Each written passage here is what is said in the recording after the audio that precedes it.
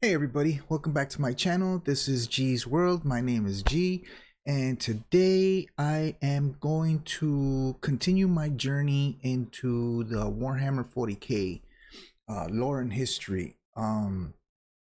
Today I'm going to watch a recommendation that came to me by the way of, let me go to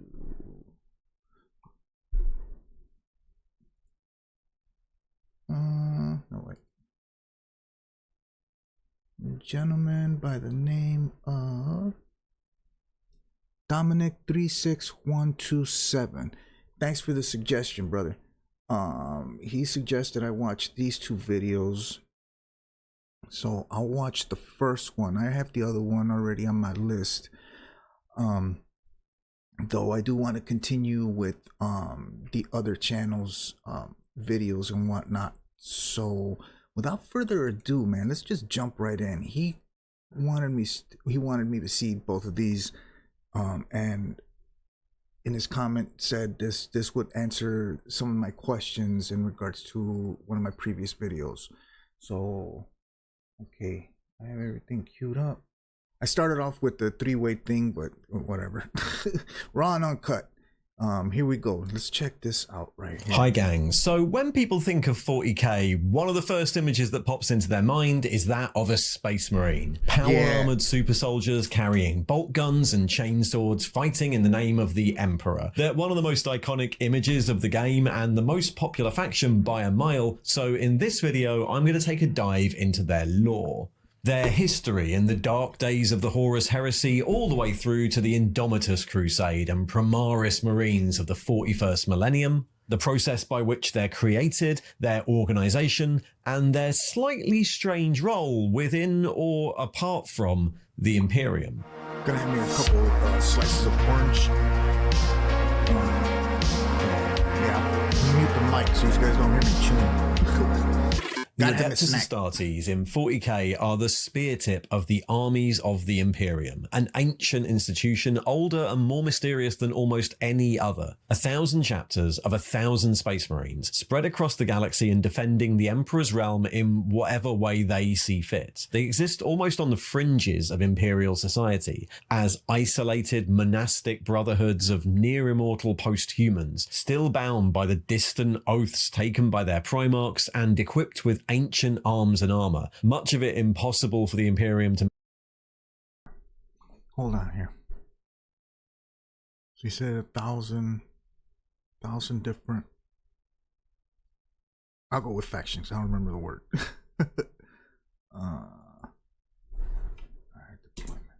keep going. Manufacture anymore.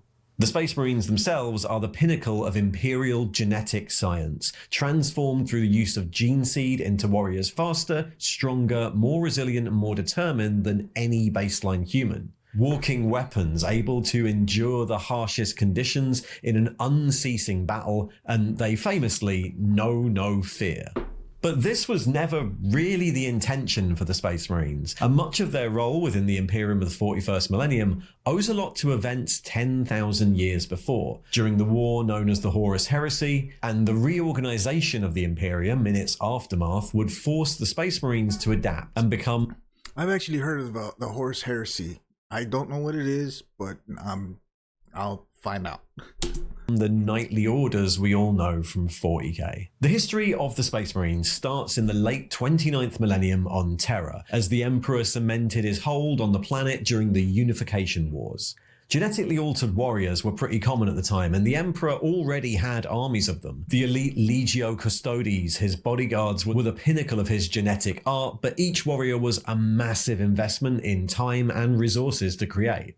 So instead, the armies of Unity were led by the 20 Thunder Warrior Legions, warriors mass-produced via crude augmentation and surgery to create soldiers who are faster, stronger, and more aggressive than any other army on Earth at the time, but also unstable, in danger of succumbing to madness or organ failure. As the Emperor cemented his hold on Terra and pushed out into space, well, what he needed was reliability. Autonomous legions who could spread out across the galaxy, reuniting the lost strands hands of humanity, iteration, capable it gets enough to better and stand better. against any threat. And so the Stronger, Emperor's faster. greatest project began. With the aid of I'm reminded of that movie Soldier with Kurt Russell.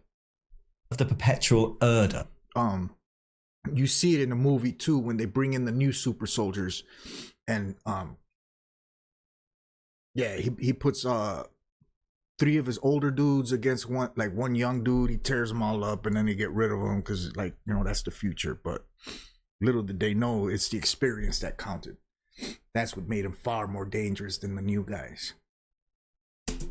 The Emperor created 20 Primarchs, superhuman demigods, in many ways his sons, to lead these new armies. And 20? From their genetic material, he developed the implants and enhancements known as gene seed that could be used to create his new warriors, the Astartes, named for the scientists that led the project. The 20 Legiones Astartes created using this method would have much more stable implants and enhancements than the old Thunder Warriors, could be created from any humans the armies might encounter while they're on campaign, and any genetic issues could be smoothed out by the presence of their Primarchs. Elite self-contained armies to conquer the stars while the Emperor worked on the next steps of his plans. But disaster struck early on when the Primarchs were scattered to the warp, each coming to rest on human worlds across the galaxy and growing up in wildly different cultures to that of the Imperium. The Emperor was forced to lead the Great Crusade himself, setting out from Terra with the first Legionnaires created from what genetic material remained, and while the Crusade eventually recovered all the lost Primarchs and reunited them with their legions,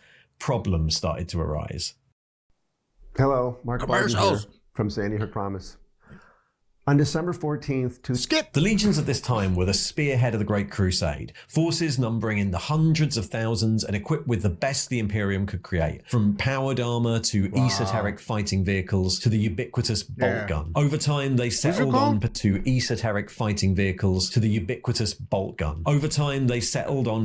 specialisms and honorifics, like the swift assault force that was the White Scars, the brutal resilience of the 10th Legion Iron Hands, or the stealthy infiltrators of the Raven Guard. The Primarchs and the Legionnaires that followed them were the heroes of humanity, the shining symbol of a new start as their expeditionary fleets pushed outwards, bringing human planets into compliance and wiping out Xenos threats. Sometimes at great cost, 2 entire legions and their Primarchs were lost in the Crusade. Over 2 centuries of campaigning, they almost conquered the galaxy, supported by the mortal forces of the Imperial Army and the Mechanicus of Mars. But as time went on, they became more and more isolated from the Imperium they were sworn to protect. Having grown up on different worlds, the Primarchs, nominally brothers, had very different ideas about their father, the Emperor. Some, like Rogaldorn of the Imperial Fists, saw him as a shining figure of unity. Others, like Conrad Kurz or Angron of the World Eaters, saw him as a negligent father or a cruel tyrant. Some, like Lorgar of the Word Bearers, discovered the entities in the warp known as the Chaos Powers, knowledge of which the Emperor had kept hidden. And as the end of the Crusade drew near, many started to question what their role would be once it was over. These doubts were exploited by Chaos and eventually resulted in the Horus Heresy, a ruinous decade-long civil war that set the galaxy aflame as Horus Lupercal, Primarch of the 16th Legion and War Master of the Imperium's armed forces, was corrupted and turned on his father, leading half of the 18 remaining Primarchs into rebellion. Horus's traitor forces pushed back those of the Loyalists at every turn, eventually resulting in the desolation of Terra itself and the siege of the Emperor's palace, only ended when the Emperor slew Horus in single combat, though at a great cost. To recover from his wounds, the Emperor was interred in the life support machine known as the Golden Throne, where he remains almost catatonic to this day.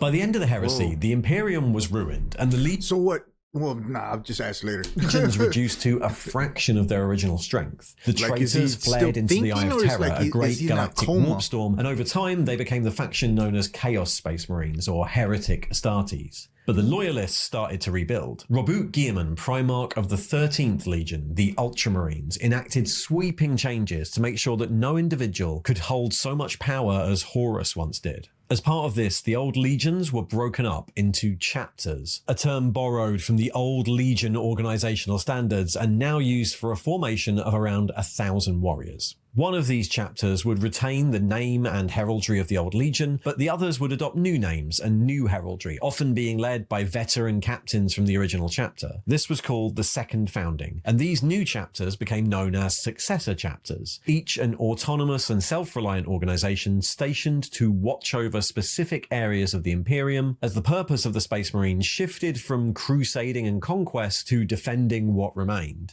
Not all the remaining loyalist Primarchs and legions were happy with this, but eventually they relented, helped by the fact that, in the years before the heresy, Guilliman's Ultramarines were by far the biggest legion, so rather than trying to take them on, Horus had merely delayed them behind great warp storms while he waged his war. The Ultramarines emerged from the heresy at almost full strength, and so it was Raboot Guilliman, the Ultramarines, and their many successor chapters that held the Imperium together in the aftermath as the final elements of Horus's traitor forces were hunted down during a period known as the Scouring. The Space Marines adapted to their new organization over time, renamed from the Legiones to the Adeptus Astartes. The chapters looked to their own recruitment, maintenance and supply, and defended their corners of the Imperium from Xenos raiders and assaults by the descendants of their traitor brothers. Many adopted the teachings of the Codex Astartes, a tactical doctrine penned by Guilliman in the early days after the heresy that laid out how a chapter should be organized. As the next 10,000 years rolled on, the remaining loyalist Primarchs were each lost. Guilliman himself was mortally wounded and had to be held in stasis. As threats from Xenos and heretics grew and grew, the Imperium, now under the control of the High Lords of Terror, commissioned more foundings and more Space Marine chapters were created. Some directly from the gene seed of those original first founding chapters, some from other successor chapters, and some from gene seed reserves that were held on Terra. By the end of the 41st millennium, there had been 26 separate foundings, and the Imperium was defended by around 1,000 chapters of Space Marines, each a totally separate organization with its own beliefs and practices.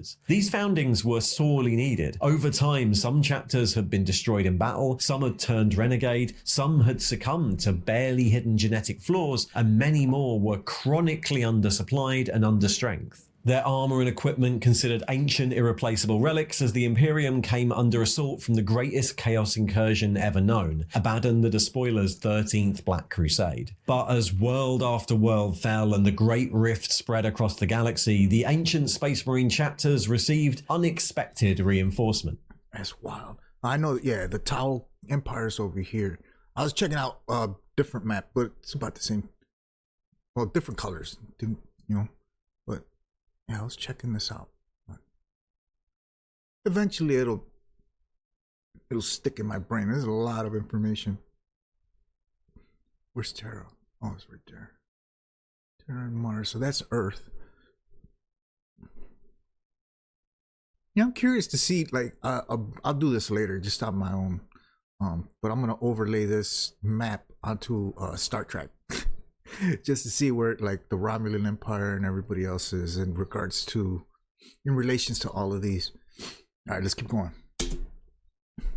Through Eldari magic and advanced Martian technology, Raboot Guilliman was returned to life once more and took control of the Imperium, enacting the Ultima Founding. 10,000 years before, as the Scouring played itself out at the end of the heresy, he'd commissioned the Mechanicum Majos Belisarius Call to start work on a new stage of the Space Marine project. These new Primaris Space Marines were bigger, stronger, faster, and considerably more resilient to genetic corruption, making use of additional implants and advanced new technologies developed by the Majos in his millennia-long research program. As Guilliman returned and rallied the Imperial armies, these new Primaris Marines were released from their stasis chambers and deployed across the galaxy, first in great grey shield armies fighting alongside Guilliman himself, and then either assigned to the ailing chapters to bolster their numbers, or formed into new successor chapters. Wow, there's a lot, man. Basically the same suit, but like different color schemes, chapters, organizations, beliefs.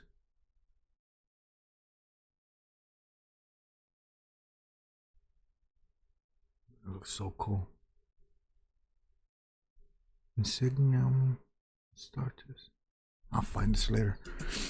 Made up of Primaris Marines. By the 41st millennium, it's these Primaris Space Marines who form the bedrock of the Adeptus Astartes, taking on the traditions of their firstborn forebears, defending. That reminds me of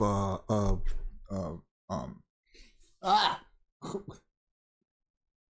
King Leonidas from 300. The thing. I got his helmet over there, but that's what it reminds me of. Like that horsehair, that mohawk. That looks dope. Imperial worlds and fighting alongside Guilliman as part of the Indomitus Crusade. The Space Marine chapters of the 41st millennium have a slightly removed relationship with the rest of the Imperium, whereas many of the Adepta of the Imperium... Hold on, let me peep that out. I saw it earlier. It was just I was munching on an orange. This mechanic is...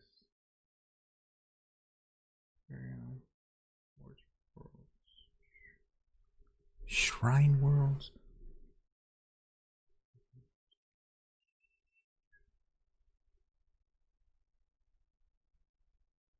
Astartes. Wonder how that Adeptus Astartes plays into that my first video, that standalone video Astartes by I can't think of his name. You guys can tell me. But yeah, let's keep going. Derive their legitimacy from the High Lords of Terror or Imperial law, the Space Marines predate the High Lords. They claim their authority directly from either their Primarch or the Emperor himself. Each chapter moves only at the order of their chapter master, and while other Imperial organizations might petition a chapter for aid, request reinforcement, or even try and threaten them, a Space Marine chapter is beholden to no one, save their ancient oaths to defend the Imperium. They maintain their own equipment and manufacture it in their forges, look to their own training, and form tithes of debt and reciprocation with either their domains or with other Imperial organizations to maintain supply and recruitment.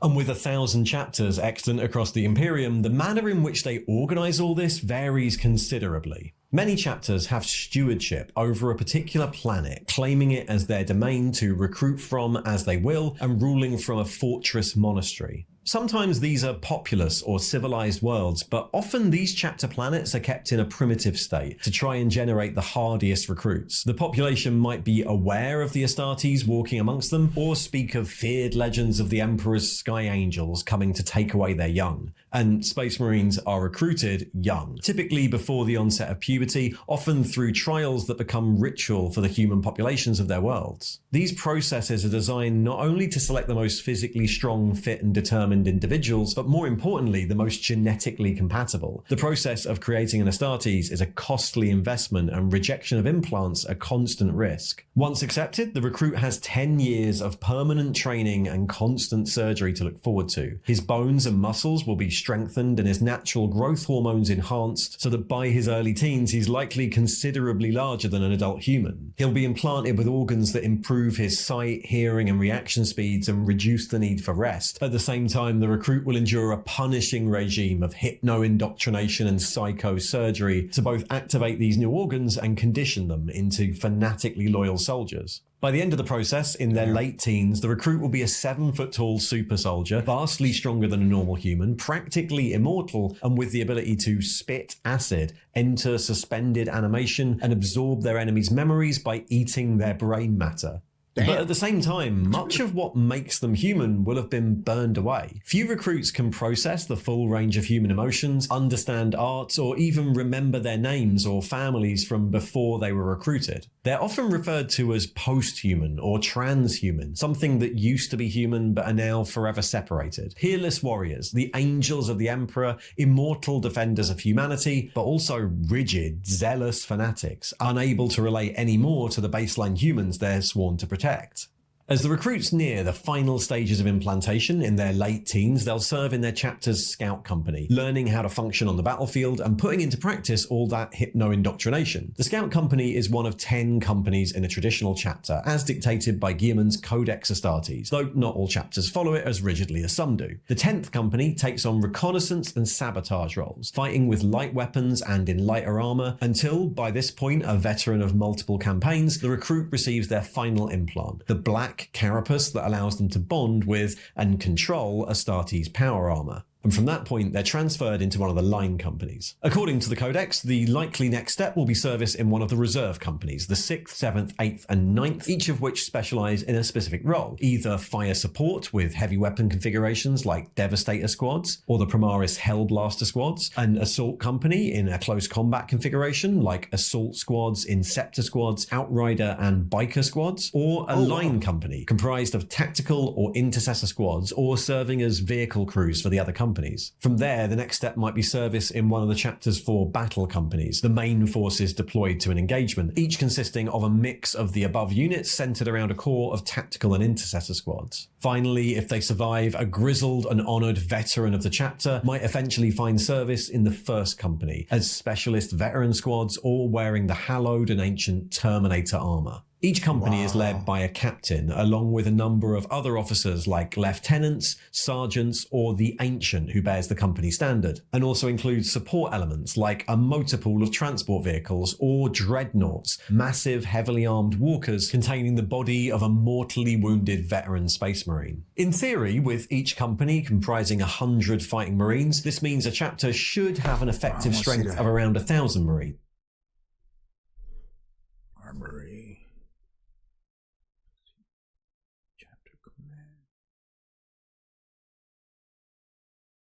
There's 10 companies.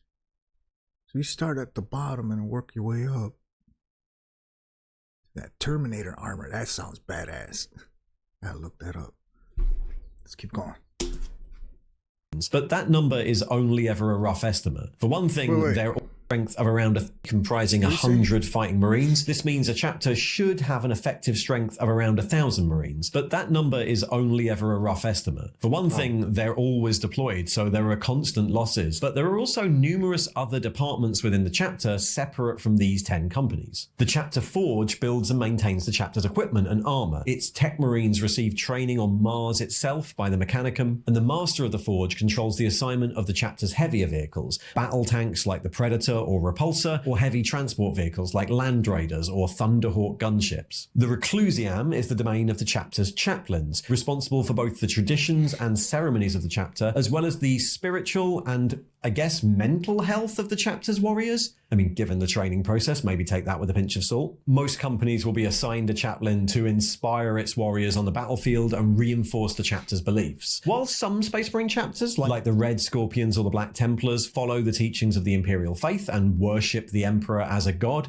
the vast majority don't. Their traditions stretch back to a time when the Imperium was secular, so while they honour the Emperor and their Primarch as their gene fathers and primogenitors, they don't worship them, a point that has caused friction between the chapters and other branches of Imperial authority before. Speaking of gene fathers, the Apothecarian is responsible for the physical health and healing of the chapter's warriors, but also their recruitment and the creation of new Space Marines through the maintenance, recovery and use of gene seed. The 2 progenoid glands are one of the many implants a new Astartes recruit is given, and they mature in his body as he ages, with one of them being removed a few years into his service, and another removed at the point of death. Each progenoid gland contains enough gene seed to grow implants for one new recruit, and so in this way the genetic legacy of the chapter and its Primarch is carried on in the bodies of its warriors. Each chapter maintains a store of gene seed within its Apothecarian, one of the most important and closely guarded areas of any fortress monastery, but the majority is contained within the fighting body, and so each of the companies is assigned at least one apothecary to administer the Emperor's mercy and recover progenoids from its dead and dying warriors on the battlefield. Finally, many chapters include a librarius, the organisation responsible for the training of the chapter's librarians, battle psychers who make use of the power of the warp. Librarians, like most psychers, are a breed apart from the rest of the chapter, often treated as wise and respected counsellors. Though in some chapters, particularly the more religious ones like the Black Templars, their hatred of the witch means they have no access to a librarius. And above all this is chapter command, led by the chapter master themselves, a veteran warrior with decades or even centuries of experience. While company captains might take on ancillary roles like master of the fleet or master of the watch, the chapter master is the only one who can determine where the chapter's warriors are deployed. and often combines the role of a general, a battle leader, and a planetary governor in one office. And of course, while the chapter has roughly 1,000 fighting marines, these are supported by many, many times their number of human staff. These are the people who serve in the forges, maintain the fortress monastery, arm and armour the fighting marines, and crew the chapter's spaceships. Depending on the chapter, they may be honoured and well-trained servants, or little more than impressed or indentured slaves. Many chapters deviate in ways broader than just that. While every chapter maintains a fleet of some size, chapters like the Marine's Errant are entirely fleet-based, responding to threats as and when they arise. These chapters may have traditional recruitment planets or arrangements for resupply with specific forge worlds, or might not, like the Karkarodon Astra, patrolling the deep, empty void on the Imperium's borders and returning once a generation to demand a tithe of flesh from Imperial worlds, taking the children for recruitment and everyone else for serfdom. Some chapters, like the Ultramarines, cleave close to the organisation of the Codex Astartes, but others don't, like the Space Wolves, who maintain the same 13 great companies from the days they were a legion, though significantly reduced in size, or the Iron Snakes, where new recruits petition for entry to an individual squad, and where, instead of having companies, which squads are assigned to a mission is determined by the drawing of lots.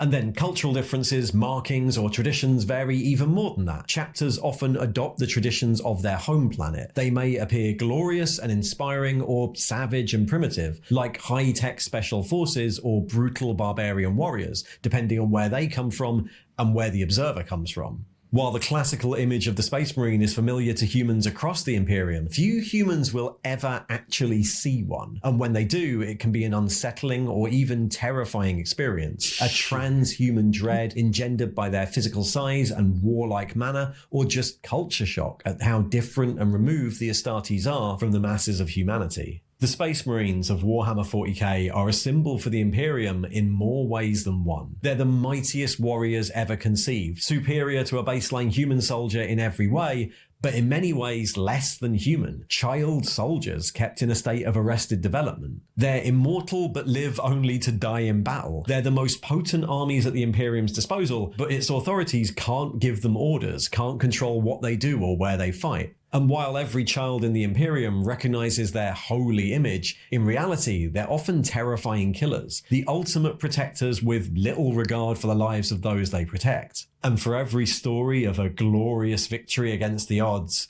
there's a massacre, a rebellion, or a callous extermination to compare it to. The Space Marines really are the heroes of the Imperium, which should tell us a lot about the Imperium. Thanks for watching. Cool, man. And if you... That answered a lot of questions. Definitely. Now it's just a matter of diving in and getting familiar with everything. But damn, that's a lot. But I'm digging this, man. I'm really digging this.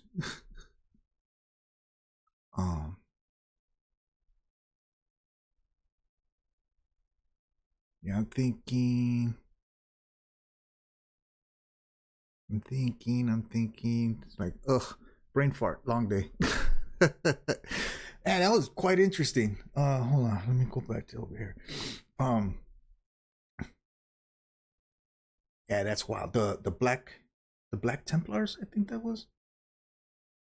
Those look pretty badass. I did a quick short video in one of my last ones, but that's pretty badass. I guess those are the guys. They remind me of Templar Knights, because they got the cross on there and it's white and stuff like that. Yeah.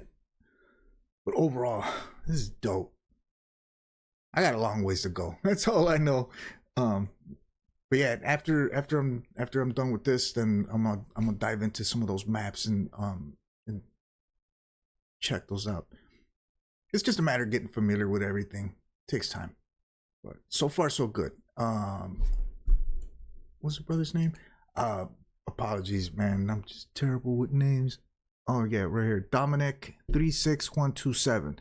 Thank you very much, brother. Really appreciate the suggestion. I will be doing the next one here soon. Because I want to continue with the other ones that I've been doing from What's his name? Man, I'm telling you, I'm terrible with names. I don't have too many. There he is. Lutein09. I want to go back and continue that series. And I will be back to do the other one that was suggested here by Derek. So that's it for now. If you like this video, give me a thumbs up, share it with your friends, subscribe, leave me some comments downstairs down below with any other suggestions, and yeah, catch you in the next one. Take care of yourselves and peace.